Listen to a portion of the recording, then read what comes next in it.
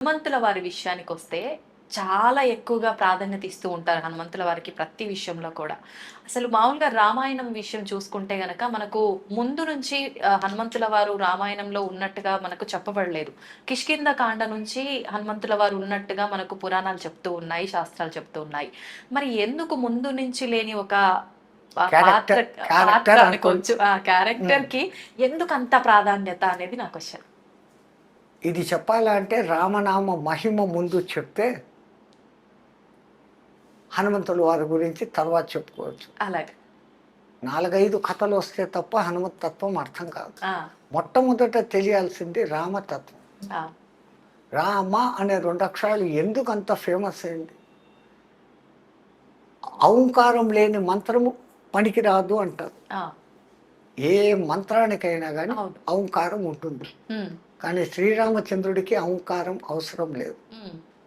జానకి రామ సీతారామ అంటామే కానీ అవును. ఔం శ్రీరామ అని అనం. అనం. శ్రీరామ అంటాం, అవును. ఔం రామ అని ఎవరు అనం. అనము స్వామి. నిజమే. ఎందుకంటే ఆ ఏకాక్షరంగా మారుస్తే రామ్ అన్నప్పుడే దాంట్లో ఔం నిగుడీకృతంగా ఉంది. ఓహ్! అన్నిటికీ మించి వైష్ణవులందరికీ గొప్ప మంత్రం ఓం నమో నారాయణాయ అష్టాక్షరి మంత్రం. నారాయణాయలో నుంచి రా తీసేసి చదవండి. హ్మ్. నా ఆయనాయ, అవును. ఆయనాలే లేవు అన్నటువంటి భ్రష్ట మంత్రం వస్తుంది. ఆ మంత్రం చచ్చిపోతుంది. హ్మ్. అష్టాక్షరి గొప్ప మంత్రం. ఆ మంత్రంలో ఈ రా అనేది ప్రాణాక్షరం. హ్మ్. ఓం నమో నారాయణాయ, నా ఆయనాయ, ఆయనాలే లేవు, హ్మ్. విరుద్ధార్థం వచ్చేస్తుంది. అవును. అవును. ఆ అష్టాక్షరిలో రా ప్రాణాక్షరం, 2వ అక్షరం. దానికున్న ఆ ప్రాధాన్యతే పోయింది. ఒక్క అక్షరం తీసేయటం వల్ల. అష్టాక్షరి నాశనం అయిపోయింది. అవును. అవును. అట్లాగనే నమ శివాయ, నా మ 2వ అక్షరం నమ శివాయ. అట్లా పంచాక్షరి చదివిన పుణ్యము, ఇట్లా అష్టాక్షరి చదివిన పుణ్యము రావాలని వశిష్ఠ మహర్షి ఆలోచించి హ్మ్. రామ అని పెట్టినాడు. హ్మ్. అందుకే ఆ రాముడు ఎంత మనలో రమం అయిపోయినాడు అంటే ఆత్మారాముడు అని పిలుస్తాం. ఆత్మ గోవిందుడు అనం, ఆత్మ దుర్గా అనం, అనము. ఆత్మ వెంకటేశ్వరుడు అనం, అనము. ఆత్మ శివుడు అనం, ఆత్మ రాముడు అంటాం. అవును. ఆకలిగా ఉన్నవాడికి ఒక్కడికి అన్నం పెడితే తినేసి నా కడుపు చల్లగా చూసాను, నా ఆత్మారాముడు చల్లబరిచావయ్యా అంటాడే కానీ ఇంకోటి అన్నాడు. అవును. అవును. అంతగా మన జీవితాలలో మమైకమైంది. కారణం ఏంటంటే ఆ రామ అనే 2 అక్షరాలను విడిచిపెట్టి ఏకాక్షరంగా పలికిన హ్మ్. రామ్, రామ్ అని పలికిన అది అగ్ని బీజాక్షరం. హ్మ్. మన షట్చక్రాలలో మణిపూరక చక్రము మన సెంటర్లో ఉంది. మూలాధారం, ఆ! స్వాధిష్టానం, 3వది ఇది. హ్మ్. అది అగ్నితత్వం. హ్మ్. ఆ అగ్ని ఉండబట్టే మనం ఇట్లున్నాం. అవును. ఆ అగ్నిని కంట్రోల్ చేసేదానికి ఇటా పింగళ అనే సూర్యనాడులు, చంద్రనాడులు మన సమశీతోష్ణ స్థితిని పెడతా ఉంటే మనం ఉన్నాం. ఆ అగ్ని ఎక్కువైనా, టెంపరేచర్ ఎక్కువైతే జై శ్రీరామ్, ఆ అగ్ని తక్కువైనా లో టెంపరేచర్ అయితే జై శ్రీరామ్. అంతే. ఇన్నిన్ని అర్థాలు పెట్టి ఆ రామమంత్రం పెడితే హ్మ్. రోమ రోమములో దాన్ని నింపుకున్నవాడు హనుమంతుడు. హ్మ్. ఈ రామ్ రామ్ అని చదువుతుంటే ఆయన బ్రెయిన్లోని 10,000 కోట్ల న్యూరాన్సే కాకుండా అవును. శరీరంలోని కణ కణము రామనామాంకితం అయిపోయింది. అందుకని రాముడి కన్నా, రామ బాణం కన్నా రామనామం గొప్పదని నిరూపించిన మహానుభావుడు హనుమంతుడు. హనుమంతుడు. ఇంకా ఇంకా చెప్పాలా అంటే విష్ణుమూర్తికి తెలివి ఎక్కువ. ఆ! బ్రహ్మదేవుడు ఎట్లాంటి వరాలు ఇచ్చినా కానీ ఆ వరాలలో ఉన్న లూపు హోల్ను కనిపెట్టి బ్రహ్మవరాలు దెబ్బ తినకుండానే ఆ రాక్షసుని చంపుతూ ఉంటాడు ఆయన. హ్మ్. తెలివి అంత తెలివి. అందుకే జిష్ణు అంటారు. జిష్ణు. ఆయన నామావళిలో హ్మ్. విష్ణు అన్న పేరు వస్తుంది, జిష్ణు అన్న పేరు వస్తుంది. ఆ! అంటే హయ్యెస్ట్ ఇంటెలిజెంట్, ఓహ్! తెలివిపరుడు, జ్ఞాని అని అర్థం. ఆహా! అటువంటి ఆయనకు మరి రాక్షస సంహారం చేసేటప్పుడు హ్మ్. శివశక్తి అవసరమైంది. హ్మ్. శివుడికి జ్ఞానం లేదు అనలేం, ఆ! కానీ బలము అత్యంత గొప్ప బలం. హ్మ్. ఎక్కడ అతి శక్తివంతమైన రావణాసురుని లాంటి వాడిని చంపాలా అంటే ఉమ్, శివశక్తి తోడ్పడాలి. అంజనాదేవి హనుమంతుని తల్లి తపస్సు చేసింది శివుని గురించి. ఉమ్, శివుడు ప్రత్యక్షమయ్యాడు. అమ్మ నీకేం వరం కావాలో కోరుకోను, నీ అంశతో నాకు కొడుకు కావాలా, నీ తేజస్సుతో నాకు కొడుకు కావాలా అని. అంటే ఆయన అన్నాడు, నా తేజస్సును పార్వతీదేవే భరించలేక గంగానదిలో వదిలిపెట్టేస్తే ఉమ్, కొన్ని ఏండ్లు ప్రవాహంలో పోయి శరవణాలకు తగిలి 6 ముక్కలై చల్లబడితే ఆ, శరవణభవుడు అనే సుబ్రహ్మణ్యుడుగా వచ్చాడు. నా తేజస్సును పార్వతే భరించలేదు, మానవకాంత, అందున నువ్వు వానరకాంత, నువ్వు నా శక్తి ఎక్కడ భరిస్తావు, నేను ఇవ్వను ఈ వరం అంటాడు. ఇస్తే ఈ వరం, లేకుంటే పోను.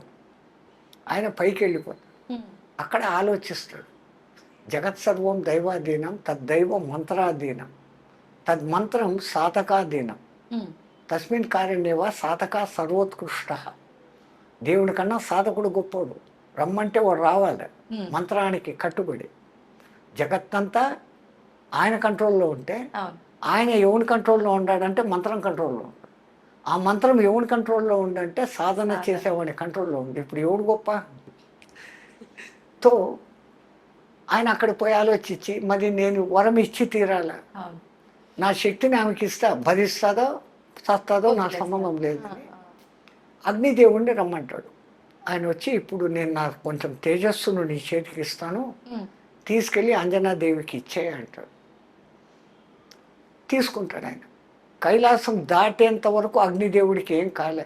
ఆ, కైలాసం దాటి కాలు బయట పెట్టగానే ఆ, అగ్నిదేవుడే మండిపోను మొదలు పెట్టాడు ఆ శివ తేజస్సు. ఓ, మనిషికి ఆపద వస్తే బంధువుల దగ్గరికి పోడు, ఆ, స్నేహితుల దగ్గరికి పోతాడు. బంధువుల దగ్గరికి పోతే ఆ బంధువులు ఏమంటారు, ఇంకా అప్పుడు చులకనగా అంతా మాట్లాడు. ఎగిరావు, ఇప్పుడు పోగొట్టుకొని మా దగ్గరికి వచ్చావా, కష్టం వస్తే మేమా అని ఎగతాళి చేస్తాడు. వాస్తవం. అదే స్నేహితుడైతే సాయమన్నా చేస్తాడు, స్వాంతన మాటలన్నా చెప్తాడు, కానీ గేలి చేయడు. ఉమ్, తో అగ్నిదేవునికి స్నేహితుడు గాలి. ఉమ్, వాయువు. ఎక్కడ వాళ్ళిద్దరు జంట పదం. ఆ, మంటలు ఎక్కడైనా మండినాయంటే గాలి వస్తే మంటలు ఇంకా ప్రేరేపిస్తాయి. అవును, అవును, ఆక్సిజన్, మంట మండాలా అంటే హైడ్రోజన్, దానికి పక్కన ఆక్సిజన్ ఉండాలి. ఉండాలి. హైడ్రోజన్ అగ్నిదేవుడైతే ఉమ్, పక్కన ఉండేవాడు వాయుదేవుడు వీడు. ఉమ్, తో ఆయన తలుచుకుంటాడు, ఏం నీ సమస్య అంటాడు. ఆ శివుడు నాకు ఈ డ్యూటీ పెట్టాడు, ఉమ్, నేను ఆంజనా దగ్గరికి పోయేంత లోపల నేను భస్మం అయిపోతాను, నన్ను కాపాడు అంటాడు. ఉమ్, ఆ తేజస్సు నా చేతికి అని హిమవత్ పర్వత సానువులలో బర్రు బర్రు బర్రు అని తిరుగుతాడు. ఉమ్, ఆ హిమాలయాల శీతలానికి ఆ శివతత్వ తేజస్సు శక్తి ఉష్ణత తగ్గుతుంది. ఆహా, ఆ తగ్గినప్పుడు అంజనాదేవి ఎప్పుడు ఇస్తావు శివ అని కూర్చొని ఉంది. ఆ, వాయుదేవుడు తెచ్చి ఇదమ్మా అని వేసాడు. ఇందుకని మనం వాయుపుత్రుడు అంటున్నాం. వెనకల కారణము ఆమె కోరిక శివుడు. శివుడు ఆ విధంగా హనుమంతుడుగా ఎందుకు పుట్టాల్సి వచ్చిందంటే దానికి ఇంకో కథ ఉంది. ఉమ్, రామాయణంలో ఈ కథలు రావు. అవును, అవును, అన్ని పురాణాలు చదివితే తప్ప రామాయణం అర్థం కాదు. అందుకే వ్యాసుల వారికి రామాయణం ఎంత ఇష్టము అంటే, రామాయణం వినా పురాణం పూర్ణం కాదు అని రాసేశాడు. ప్రతి పురాణంలోనూ రామాయణ కథ ఉంటుంది. ఉమ్, పురాణానికి కొన్ని లక్షణాలు ఉంటాయి, మన్వంతరము అది ఇది అనేసి ఆ, 6 లక్షణాలు ఉంటే దాని పురాణం. ఉమ్, 7వ ముఖ్య లక్షణం ఏంటంటే రామాయణ కథ లేకుండా పురాణం పూర్తి కాదు అని. ఆ, నవం ఎప్పుడు కొత్తగా ఉండేది అని పురాణాలకు పేరు. ఉమ్, మొదట 18, దానికి ఉప పురాణాలు 18, ఔపప పురాణాలు 18, 54 పురాణాలు ఉన్నాయి. ఆ, ఏ పురాణం అన్నా చదవండి, దాంట్లో రామకథ ఉంటుంది. ఉమ్, ఈ చిన్న చిన్న కథలు అక్కడ వస్తాయి. ఈ అంతా సమగ్రంగా చదివితే తప్ప రామాయణం అర్థం కాదు. అర్థం కాదు. ఒకానొక సమయంలో ఒక రాక్షసుడు, శుంభాసురుడు అనేవాడు ఎవరో, ఉమ్, ఆడు కూడా తపస్సు చేసి చిరంజీవత్వం పొందాల, కానీ ఈ బ్రహ్మ చిరంజీవత్వం ఈడు. ఆ, ఎంత టెక్నికల్గా వరాలు అడిగినా కానీ ఆ జిష్ణు చంపేస్తాడు. ఉమ్, విష్ణుకు కూడా దొరకని లాజిక్ని మనం ఏదన్నా పట్టుకొని చిరంజీవత్వం సాధించాలా అని ఆలోచించి ఆలోచించి మనసులో ఒక థాట్ వస్తుంది. ఆ థాట్ పెట్టుకొని తపస్సు చేస్తాడు. ఆ, బ్రహ్మదేవుడు ప్రత్యక్షమవుతాడు. ఒక వారం తర్వాత రా, వారం అడుగుతాను అంటాడు. ఉమ్, ఈ వారం రోజులు మళ్ళీ ఆలోచిస్తాడు. ఎటువంటి వరం అడిగితే విష్ణుమూర్తి కూడా నన్ను చంపలేడు. ఆ, వారం రోజులు బాగా ఆలోచిస్తాడు. బ్రహ్మ వచ్చేస్తాడు. ఈ వారం అయిపోయింది, ఏం వారం కాదు. ఏం లేదు, నా చేతిలో కత్తి ఉంది, ఆ, ఆ కత్తితో నాకే గాయమైతే, నా కత్తితో నాకే గాయమైతే నేను చావాలి, లేకపోతే నేను చావకూడదు. బ్రహ్మ ఓరి పిచ్చోడా, ఇది ఎక్కడ వరం రా, ఉమ్, ఇన్నాళ్ళు తపస్సు చేసి వారం టైం అడిగి అవును. ఇంత పిచ్చి ప్రశ్న ఏ పిచ్చిదో మంచిదో నాకు ఈ వరం ఇవ్వను ఆయన ఏమనుకోకుండా తదాస్తు అని వెళ్ళిపోయాడు. ఆ, బ్రహ్మ అటు పోంగానే వీడు ఇంకా నా జీవితంలో నేను కత్తిని ముట్టనుగాక అని ధారగా వదిలినాడు. ధారగా వదిలితే ఇంకా మళ్ళీ తిరిగి తీసుకోవడం ఉండదు. Okay, okay. ధార అనేది ధార పోయడం. ఆహాహా. మనం కూడా అంటాం నీదంతా నాకు ధార పోయని ఊరికే అంటాం. అవునవును. ధార పొయ్యాల. ధార అంటే నీటి ధార.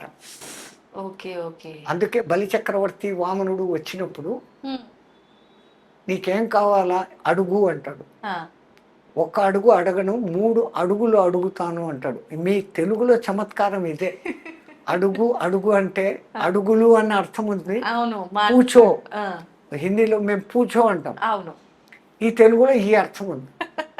నీకేం కావాలో అడుగు అంటే ఒక్క అడుగు అడగను, 3 అడుగులు కోరికలు కోరుతాను అన్నాడు. ఆ, అడుగు అడగడం అంటే కోరిక. అంతే. చలో మాంగ్లే అన్నాడు. మరి ఇచ్చే